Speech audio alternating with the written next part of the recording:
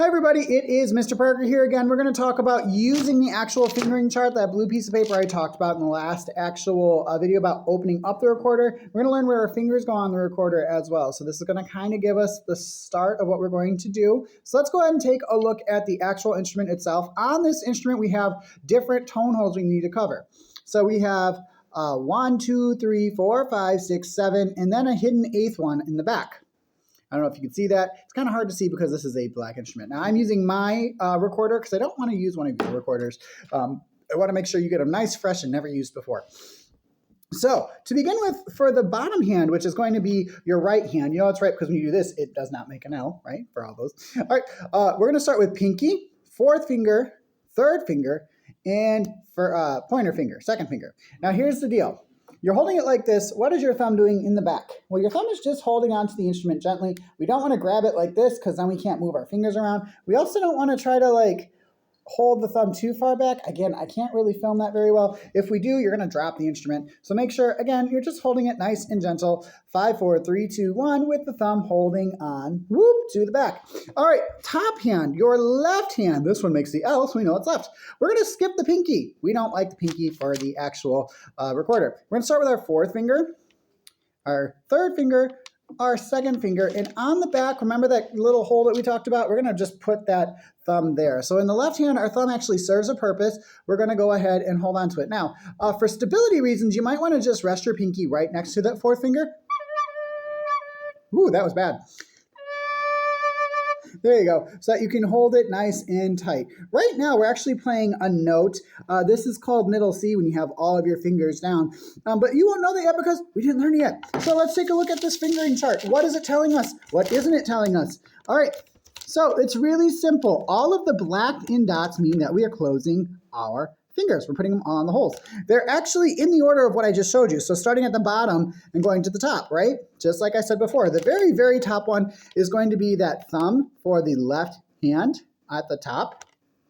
Things you need to know about. On this particular chart, we have a couple strange things, but also good things. So I need to make you aware that if it says G or B or there's two fingerings for one note, so I'm going to try to come in if I can. This note right here that my finger's on has two different kind of fingerings. That's because music history-wise, the recorder was played in Germany, and it was also played throughout the rest of Europe. In Germany, they use their own fingering system. Go figure. Everywhere else use something called Baroque. We might be doing a mixture of both just because I want to make sure it's as easy to play as possible. If you use either or fingering, that's perfectly fine. I'm just going to show you the one that's the easiest to play in class. That way we are able to play together. All right. Next thing we need to know, when I put this up, if there is no darkened spot, we don't put our finger over it. And down here, I think it's at the end, you see these ones that are half colored in? What they really want you to do is to just put half of your finger over the hole. So instead of putting your whole finger like this on the hole, you're just going to kind of slightly move it so only half the hole is covered. It's really not that hard. It's just putting a little pressure on your finger to pull it down so that it's not there. All right, last thing. Let's actually learn the note we're going to learn in class. So the note we're going to learn in class is B. That's the third space.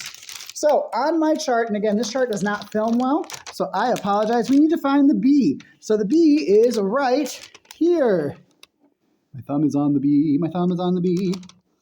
My thumb is on the B. You're welcome. Lovely little song. All right, so we're going to look right here at that B. Now, we have a German fingering with fingers 1 and 2 on the left hand, like this, like we're pinching it. Or we can do fingers 1, 3, and 4 on the left hand. See that? 1, 3, and 4.